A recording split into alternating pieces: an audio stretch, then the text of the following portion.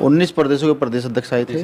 सभी ने आज उन्हें एक संकल्प भी लिया है, कैसे लड़ना है, किससे लड़ना है और क्यों लड़ना है। कि आज देश में धर्म पर आधारित चीज़ें हो गई हैं। अब बौद्ध स्थल जो है बुद्धिस्टों का है और वो 100% बुद्धिस्टों का हाथ में रहना चाहिए। हाँ, जो ब्राह्मण धर्म के लोग हैं सारे मंदिर मठ उनके अंडर का अटैकिंग है। कॉन्फ्लिक्ट को कुछ नहीं है। ये जो नई लीडरशिप जो खड़ी हो रही है इसको कैडर देने में समय लगेगा। एक और आरोप अमूमन लगाया जाता है कि भीम आर्मी के लोग एग्रेसिव बहुत हैं, उनके अंदर एग्रेशन बहुत है और अनुशासन की कमी है।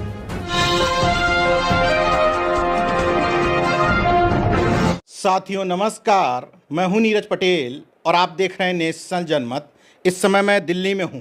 दिल्ली में आज भीम आर्मी की राष्ट्रीय कार्यकारिणी की बैठक हुई जिसमें तकरीबन 18 से 19 प्रदेशों के लोग इकट्ठे हुए थे। इन सब पर बात करने के लिए मेरे साथ विनय रतन जी हैं जो भीम आर्मी के राष्ट्रीय अध्यक्ष हैं। तो क्या था आज की बैठक का मकसद और क्या है आगामी रणनीति? देखिए, ये राष्ट्रीय कार्यकारिणी की बैठक थी और 19 से 20 प्रदेशों के लोग आए थे। 24 से 25 प्रदेशों में हमारा संगठन है। 3-4 प्रदेश के लोग इसलिए नहीं आ पाए क्योंकि वो दूरी काफ़ी बैठती है, जैसे केरल, तमिलनाडु। देखिए, उद्देश्य एक साफ था कि जो इक्वलिटी की लड़ाई है उसको कैसे लड़ा जाए, संगठन को और मजबूत जन जन तक कैसे पहुंचाया जाए। क्योंकि आज भी पूरे देश के अंदर ऐसी ऐसी घटनाएं घटती हैं कि जिनकी जानकारी नहीं पहुंच पाती, उनको न्याय नहीं मिल पाता। तो इसलिए ही सबको बुलाया गया था कि वो अपना कैडर जो है वो गांव-गांव तक लेकर के जाएं। गांव-गांव में भीम आर्मी पाठशालाओं को खोला जाए जिससे कि लोगों की सामाजिक चेतना बढ़े, जिससे कि समाज में जो है ना शिक्षा के प्रति जागरूकता तैयार हो।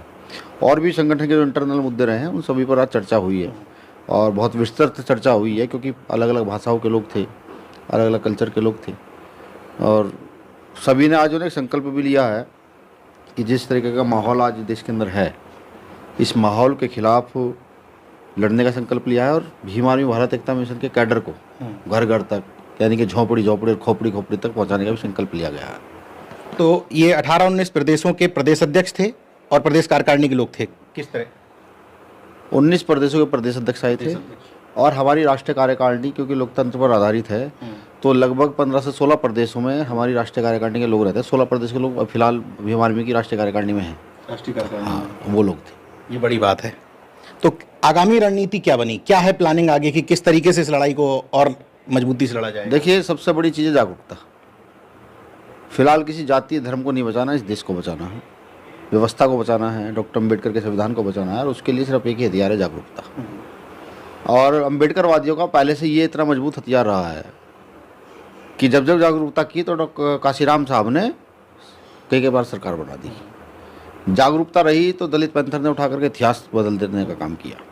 जागरूकता रही तो भीम आर्मी ने ना जाने कितनी पाठशालाएँ खोल गई, कितने लोगों को न्याय दिला दिया। जागरूकता रही तो भीम आर्मी के एक कार्यकर्ता जो निम्न परिवार से आते हैं वो जीत करके लोकसभा चले गए। तो सबसे मेन काम है जागरूकता। भीम आर्मी जन जन तक जागरूकता पहुंचाने का काम कर रही है। उनको उनके राइट्स, उनको कैसे लड़ना है, किससे लड़ना है और क्यों लड़ना है, इस बात की जानकारी दे रहे हैं, समझ दे रहे हैं। क्योंकि आज देश में धर्म पर आधारित चीज़ें हो गई हैं। धर्म मानना सबका अपना एक अधिकार है, वो मौलिक अधिकारों में है, लेकिन देश का उत्थान वहाँ के नागरिकों से होता है। नागरिकों का उत्थान कैसे होगा, यही सबको समझाना, एजुकेशन का महत्व बताना, कॉन्स्टिट्यूशन का महत्व बताना, यही जागरूकता, यही हम लोग कर रहे हैं। मैंने देखा आपकी तस्वीरें, आप बोध गया भी गए थे, उस आंदोलन में शामिल भी हुए थे। इसके बाद ये भी कहा था कि इस आंदोलन को हम और लंबा करेंगे।